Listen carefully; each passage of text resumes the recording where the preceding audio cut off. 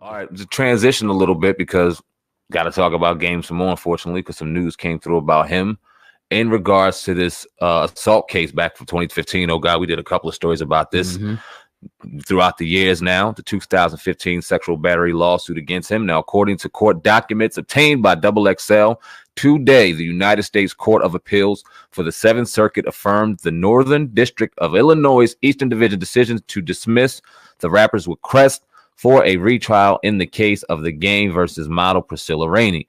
The jury in the case, which was resolved in November 2016, determined The Game would have to pay a combined $7.1 million to the model. This means The Game will still have to pay money. Now, according to court paperwork, The Game challenged the courts or district courts 3 rulings in the initial case when he motioned for a retrial. He first challenged the judge's decision to dismiss his motion for rescheduling his trial. The district judge determined that Game was making up a story in order to get his trial rescheduled and use social media to make the determination.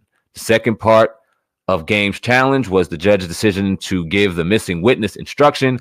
That's a legal stipulation where if a party doesn't produce a witness on their own behalf, even though they're able to, it can be assumed that they didn't produce the witness because they felt it would only hurt their case. Game didn't show up to court during the trial, so the Court of Appeals agreed with the court's determination. Additionally challenged the judge's decision to allow video of his verbal bus confrontation with Rainey. He argued that it would be prejudicial, but the district court disagreed, and now so does the Court of Appeals. Oh, God. It don't seem like they want him to win in this case. Yeah. What do you think about this? Well, it's saying he didn't show up. It did say that. Yeah, so it's just like, first, I want to know, obviously we know what the accusation is, but like what type of evidence, from the first place, obviously him not cooperating, but what type of evidence that made them, get this judgment because it's a sexual assault allegation. But then you look at the amount, $7 million. And to me, that would have to come because it was no contract. It was no business. Where does that figure come from? You can't tell me it's $7.1 million of pain and suffering. Now, I feel the game on this. I don't know what happened. I wasn't there, but I feel like that The Game, and I will probably do the same thing, especially if you ain't do it. I ain't paying you. But this case got to the point where they was, and it may even, escalate. Hopefully it doesn't, to the point where they may even order him to be locked up. But I mean, my advice will be for The Game is, first of all, she's suing you. You know what I mean? You should have your separate stuff, business and everything already separate. So she wouldn't be able to really get at you like that. But once that judgment goes through, you talk about if you got stuff in your name, which is, I think his name is Jason or something like that. Those things could be, she can get her hands on that. You know what I mean? So you got to be careful with that. But if you got stuff in business name, corporation's name, she can't touch that. I'm sure he knows that, him and his people around him, not like I'm schooling him or anything. But if you don't want to pay her, and I wouldn't, if I didn't do it, I won't want to pay her either. I wouldn't. $7.1 million. Hell no. $7.1 million. Ain't that much suffering in the world, Sam, man? You tell me 10 racks or something I ain't do. $500, $37 or something I ain't do. I ain't paying you. Right. Get out of my face. Now, we don't know. It's all alleged right now. We don't know if he did or he didn't. They got audio, and of course the audio don't sound nice, so it doesn't look good, but there's still no proof. And without proof, railroaded. You know what I mean? It is what it is. And what it looks like here is anything that he appeals, anything that he's trying to get rid of, they're not having it. He doesn't help by not appearing to court. And like you said, if he has any assets in his personal name, and $7.1 million is a lot of assets she could get her hands on, it's not good for The Game. So, I mean, hopefully his business in order, like you just alluded to. We could assume that it is, given the people around him and probably all the money that he's made through music and things like that. He should have a nice little plan around him. Hopefully he does. Don't get one of them chains snatched. And I ain't saying like gonna physically. Be wearing it on IG. Yeah. Ugh. It get that serious. Like, I mean, so, we talked, like you said, we probably covered this case 3 or 4 times now.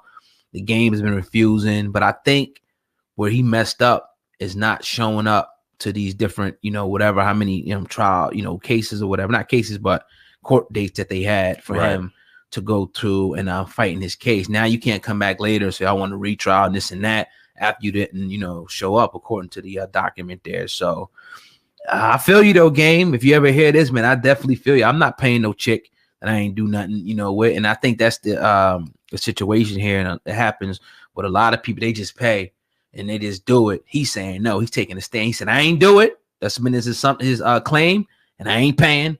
I feel you. It's a lot of goddamn money. Yeah, $7.1 million. Especially for him, like for game, like you talk, it was Jay-Z or Diddy. That's different. That's a lot of different tax bracket.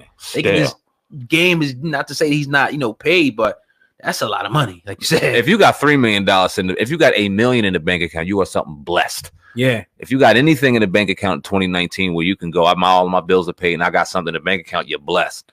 $7.1 million. Like you said, ain't that much suffering in the world. If he did $7.1 million worth of crime, he deserves to sit his ass in jail. That's a lot of money.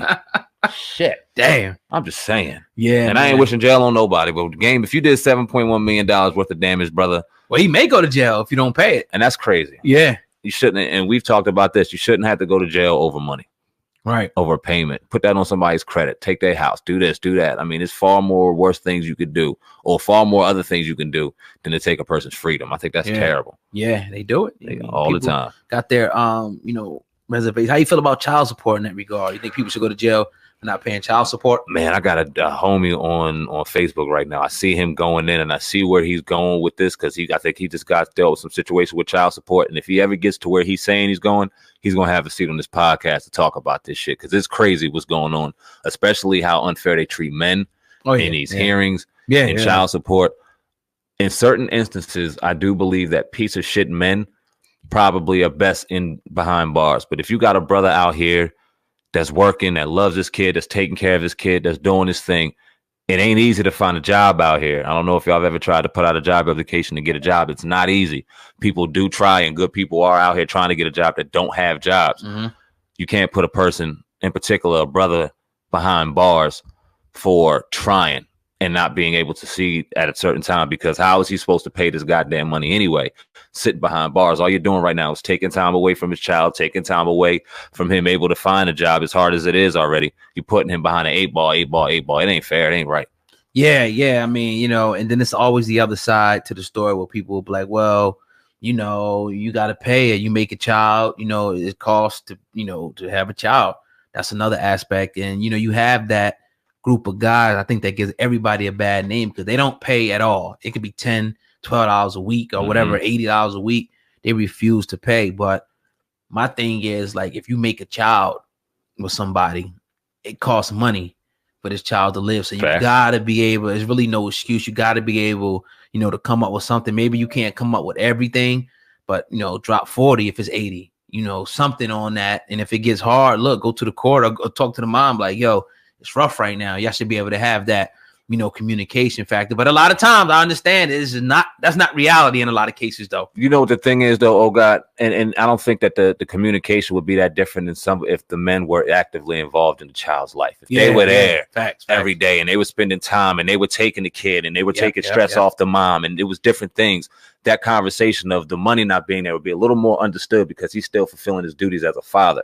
When the motherfucker ain't around, and then this motherfucker ain't paying, and then he got excuses. Nah, save your excuses, bro. Nobody trying to hear that. You got your ultimate goal, like you said, the second you create a child, no matter what's going on with the mom, no matter what y'all situation is, pre-pregnancy, pregnancy, after pregnancy, your responsibility is to that child. You got to eat every day. Period. He has to eat and drink. He every clothing. Day. This is what it is. Period, bro. Not one day. Not two, every day, just like you had to when you grew up. Exactly. Your parents made sure that we had food and was nourished and had clothes, and you know the heat was on in the winter and things like that, and it was cold, you know. So we ate first. Yeah. Period. Right. We don't know what our parents had to go through. Not that I don't think any of our parents went through anything hungry, thank God, because we had a great foundation around us. But they would have in a heartbeat. We ate first. Yeah. It takes a village to raise a child, and the parents need to be around. Definitely, man. But you're tuned in to the Hip Hop Uncensored podcast. If you're enjoying the content today,